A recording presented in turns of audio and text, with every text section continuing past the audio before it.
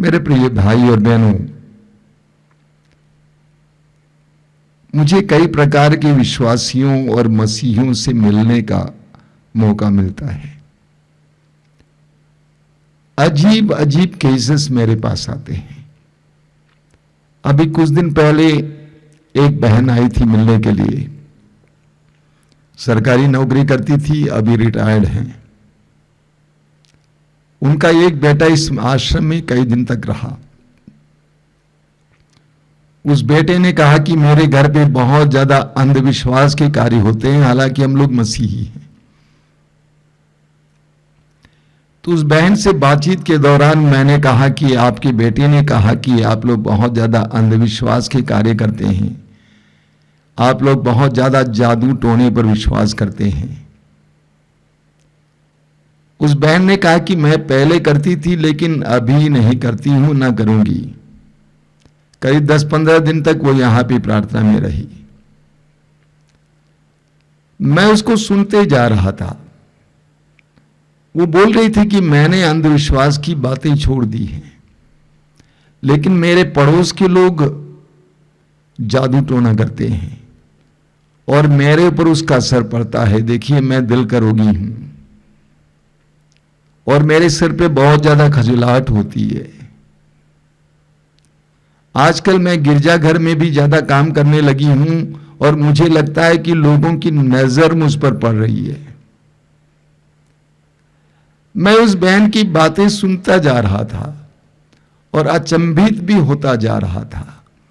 एक मसीही होने के बावजूद उनकी क्या भाषा है, पक्के अंधविश्वासी की भाषा।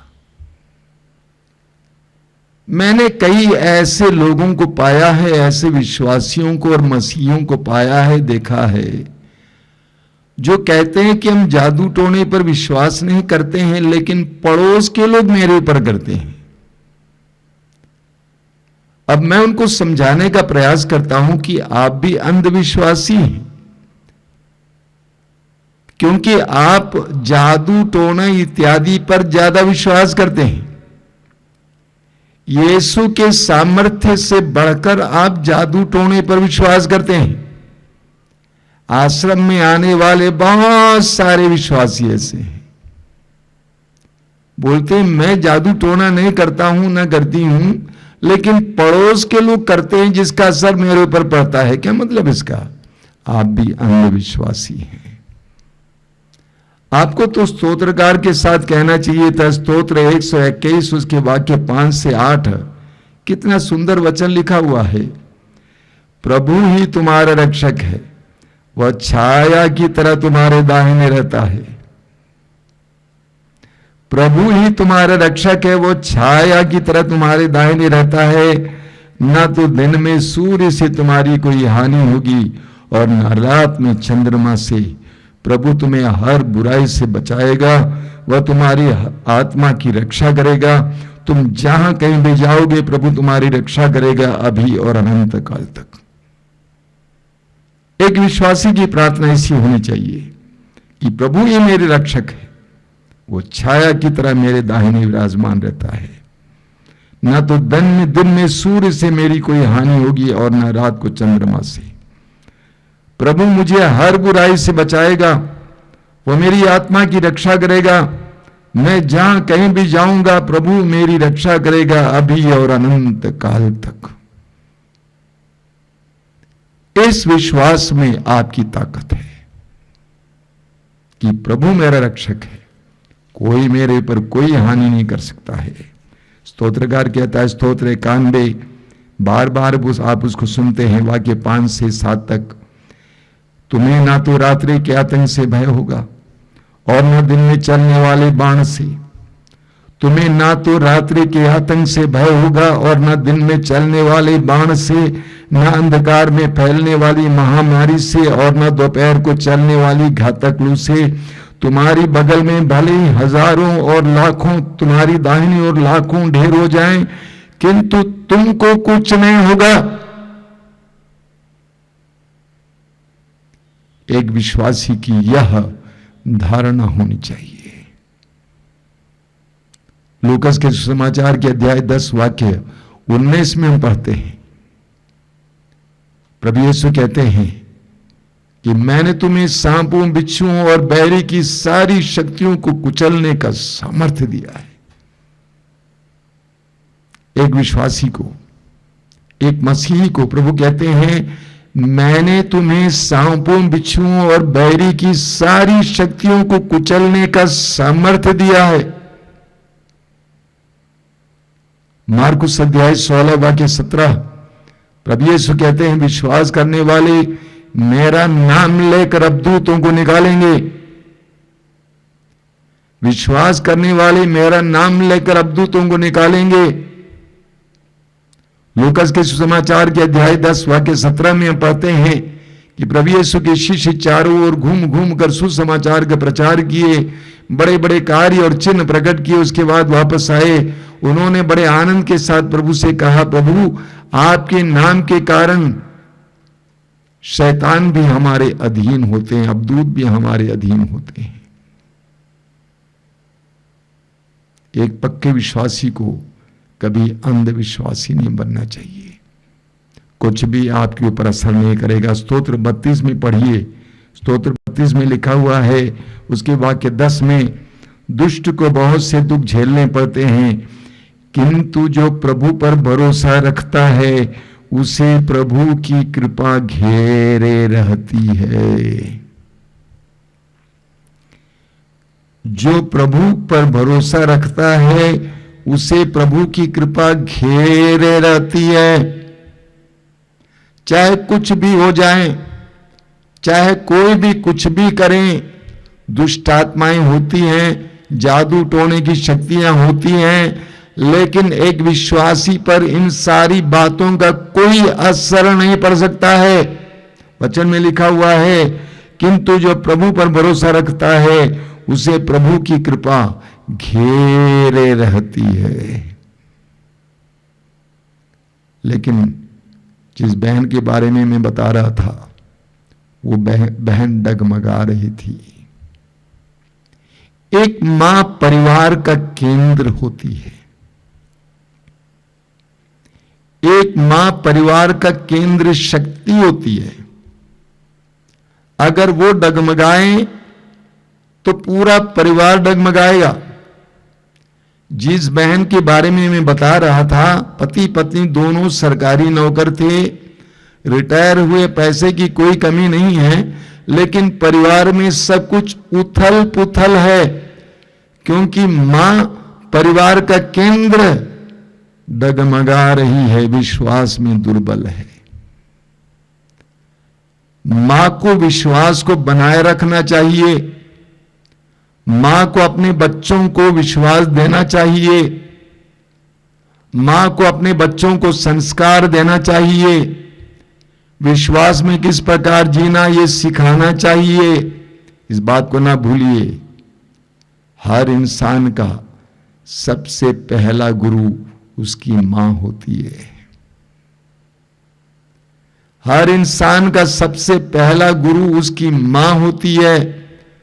मां जैसे करती है, कहती है, बच्चा उसका अनुपालन करता है। लूकास के सुसमाचार के अध्याय 11 वाक्य 27 में पढ़ते हैं, बहुत सुंदर है। प्रभु यीशु के चमत्कार और चिन्ह देखने के बाद, प्रभु यीशु के सुंदर वचनों को सुनने के बाद, भीड़ में से एक नारी ने आवाज दी। क्या आवाज दी? धन्य है वो गर्भ जिसने आपको धारण किया। धन्य है वो गर्भ जिसने आपको धारण किया। धन्य है वे स्तन जिससे आपने पिया। वो नारी यीशु की मां की तारीफ कर रही थी। वो नारी यीशु की मां की तारीफ कर रही थी कि यीशु, जो इतने बड़े चिन्ह और चमत्कार तू प्रकट करता है, इतना सुंदर बोलता है, आपकी मां कितने सौभाग्यशाली हैं, कितने धन्य हैं क्योंकि यीशु ने मां से बहुत कुछ सीखा। उस मां ने यीशु को बचपन में ईश्वर का भय सिखाया होगा। उस मां ने यीशु को बचपन में ईश्वर की संहिता की बातें सिखाई होंगी। यीशु ने अपनी मां से बहुत कुछ सीखा होगा। हम क्यों मंदिर जाते हैं, मंदिर में क्या होता है, हमारा ईश्वर कैसा है, हमारा ईश्वर हमें प्रेम करता है, हमारा ईश्वर ऐसा महान ईश्वर है जिसने हमारे पुरखों के लिए बड़े बड़े चिन्ह और चमत्कार प्रकट किया। प्रभु यीशु को बचपन से उस मां ने सिखाया होगा। आज बहुत सारी माताएं अपने बेटों के लिए, बेटियों के लिए रोते हैं। मेरा एक सवाल है, आपने बोया क्या है? जब वो नन्हा बच्चा था, आपने उस बच्चे को दिया क्या है? वर्षों पहले हमारे दल में एक बहन थी, एक मां जी थी, वो गुजर गई। एक जगह पे साधना चल रही थी, उस साधना में उस मां ने प्रार्थना की। कैसी प्रार्थना की? उस मां ने प्रार्थना की, हे प्रभु यीशु, यहां पर उपस्थित सारी माताओं के लिए मैं प्रार्थना करती हूं कि वे अपने स्तन के दूध के साथ साथ अपने बच्चों को तेरा ज्ञान और तेरी भक्ति भी दें। माताएं अपने बच्चों को अपने स्तन का दूध पिलाती हैं, अपने खून का दूध पिलाती हैं, खाना खिलाती हैं, नहलाती धुलाती हैं, कपड़ा पहनाती है, स्कूल भेजती हैं। उस बच्चे को आपने और क्या दिया कि आपने भक्ति दी, ईश्वर के प्रति विश्वास दिया, ज्ञान दिया, प्रभु का पवित्र वचन सुनाया, दिया। आज मैं आपके सामने खड़ा हूं, इसका श्रेय सबसे पहले ईश्वर को और मेरी संस्था को, आप सभी को, साथ ही साथ मेरी प्रिय मां को जाता है। मैंने अपनी मां से प्रार्थना करना सीखी है, पवित्र वचन पढ़ना सीखा है। एक मां परिवार की केंद्र होती है। माता मरियम यीशु के क्रूस के नीचे तक खड़ी थी, उनकी मृत्यु के अंतिम पल तक उसको साथ दिया देती थी। माताएं अपने बच्चों के लिए रोती हैं। मैं पूछता हूं, बोया क्या है? बच्चों को दिया क्या है? छोटे छोटे जो बच्चे होते हैं, वो बोने का समय है। जब बच्चे छोटे होते हैं, वो बोने का समय है। सिर्फ रोटी, कपड़ा, मकान, अच्छी पढ़ाई काफी नहीं है। आपने विश्वास दिया। जरा सोचिए, जिस बहन के बारे में मैं आपसे बोल रहा था, उस बहन का विश्वास डगमगा रहा था। वो स्वयं अंधविश्वास में डूबी हुई थी। उसने अपने परिवार को कितने बड़े दलदल में ढकेल दिया। मैं जवान बेटियों से कहता हूं, जब वे गर्भवती हैं, प्रार्थना में रहो। तुम्हारे गर्भ के बच्चे को आशीष मिले। हाथ रखकर प्रार्थना करो, प्रभु की स्तुति करो। आज प्रभु यीशु हर माता को पुकारते हैं, हर नारी को पुकारते हैं और कहते हैं कि तू परिवार का केंद्र है। तुम्हें त्याग सहना होगा, दुख सहना होगा, पीड़ाएं झेलनी होंगी, लेकिन तुम्हें आने वाली पीढ़ियों को संस्कार देना, विश्वास देना है। आइए हम प्रार्थना करें। प्रभु यीशु ने थॉमस से कहा, अविश्वासी मत बनो, विश्वासी बनो। वही प्रभु यीशु आज हम में से हर एक व्यक्ति से कहता है, विशेष करके माताओं से कहता है, अविश्वासी मत बनो, विश्वासी बनो। तो परिवार के केंद्र है। अपने विश्वास को मजबूत करो।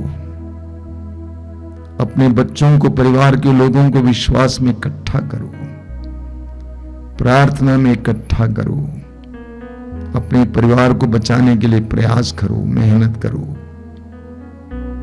प्रभु यीशु धन्यवाद देते हैं